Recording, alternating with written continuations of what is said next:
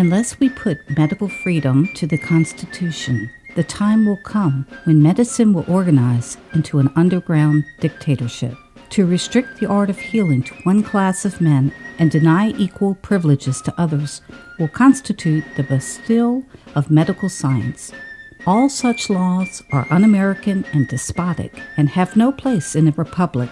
The Constitution of this republic should make special privilege for the medical freedom as well as religious freedom. Dr. Benjamin Rush, signer of the Declaration of Independence.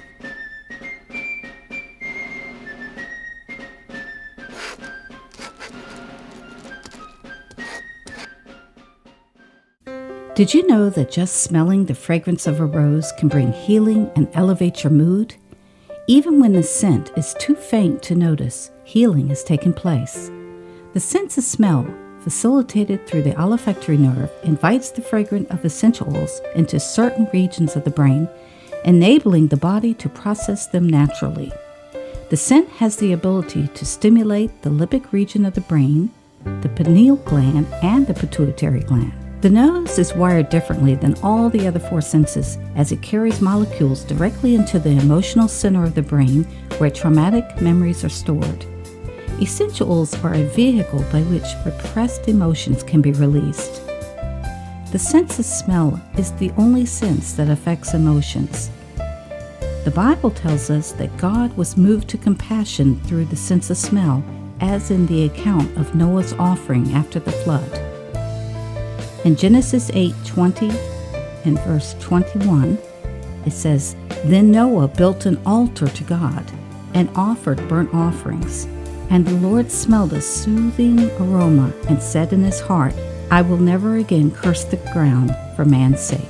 It's interesting that the Hebrew word for smell is reach, which shares the same root word as ruach, which means spirit. So just as Yahweh breathed life into Adam, so there is a spiritual connection the Creator is communicating with the sense of smell. Rabbi Shaul wrote to the church in Corinth, "Thanks be to God who always leads us in triumph in Christ and manifests through us the sweet aroma of the knowledge of Him in every place. For we are a fragrance of Christ to God." 2 Corinthians 2:14 and 15.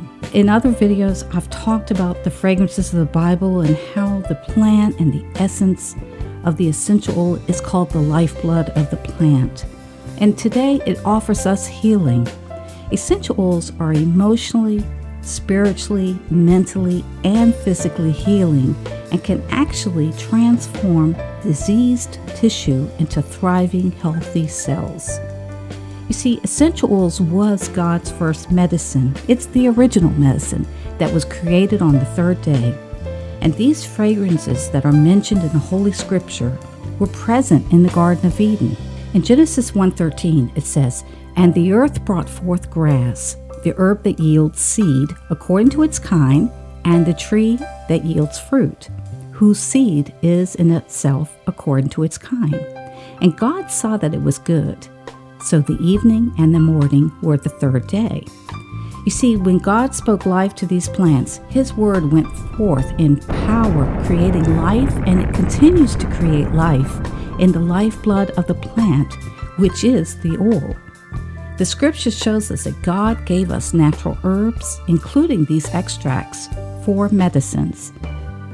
Ezekiel 47 verse 12 tells us, "And by the river upon the bank thereof, and on this side and on that side, shall grow all trees for meat, whose leaf shall not fade, neither shall the fruit thereof be consumed. It shall bring forth new fruit according to his months, because their waters they issued out of the sanctuary. And the fruit thereon shall be for meat, and the leaf thereon for medicine." In Revelation 22 verse 2, it says, "In the midst of the street of it, and on either side of the river, was there the tree of life, which bare 12 manner of fruits, and yielded her fruit every month, and the leaves of the tree were for the healing of the nations." Now the Hebrew word for anointing or oil is Strong's 8081. It's shemen. It means fat, oil, fatness, or olive oil or oil. It's as a staple. It's a medicine. It's an urgent, and it's for anointing. So when we look at Isaiah 10, verse 27, it says, "And it shall come to pass in that day," we're talking about a future event, "in that day, that his burden shall be taken away off of thy shoulder, and his yoke from off thy neck, and the yoke shall be destroyed because of the anointing."